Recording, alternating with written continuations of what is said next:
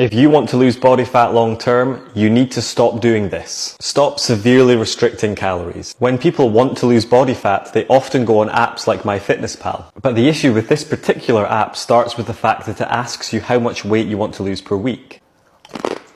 Naturally, most people select the highest option, which is a kilogram or 2.2 pounds per week. In order to achieve that rate of weight loss, you need to drastically reduce your calorie intake. 1200 calories per day seem to be the most popular targets that the app gives you. While this puts people in a calorie deficit, which you need to lose body fat, it's an unnecessarily huge deficit. Your diet doesn't need to be this restrictive to be effective. In fact, all this does is guarantee extreme hunger, fatigue, and misery. When your energy levels are so low from ultra restricting the amount of calories you eat, it's a natural reaction to want to eat a large amount of calories. Usually the combination of sugar and fat provides fast digesting, dense energy that our body tells us we need. Say hello to an entire packet of donuts and 1,000 calories. Or this pack of biscuits, which amounts to 700 calories. You want to eat these in abundance because your body, in the quickest way possible, is trying to make sure you don't starve. That, coupled with the fact that these things taste amazing. This is one of the less psychological causes of binge eating. It's kind of like your body's playing catch up on energy and satiety. How many people do you know who eat ultra restrictive, miserable diets from Monday to Friday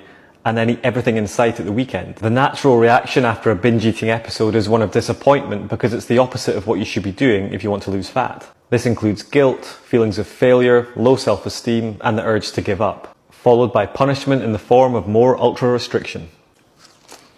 And then you're back to square one and the cycle repeats over and over. These vicious cycles don't serve you for two reasons.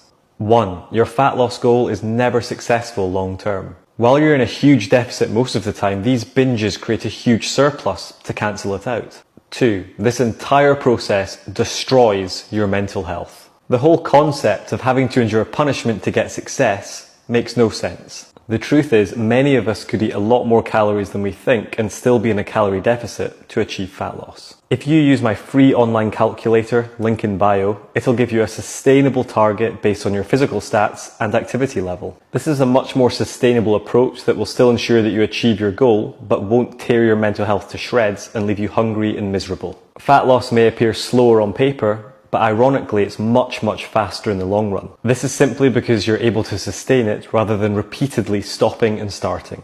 You're also more likely to enjoy it if you don't feel hungry all the time. And if you enjoy doing something, there's more chance you'll stick to it. Hopefully this video reassures you that you don't have to take your mental health on a roller coaster when trying to lose body fat, and that slow and steady is a much more intelligent approach. Until next time then.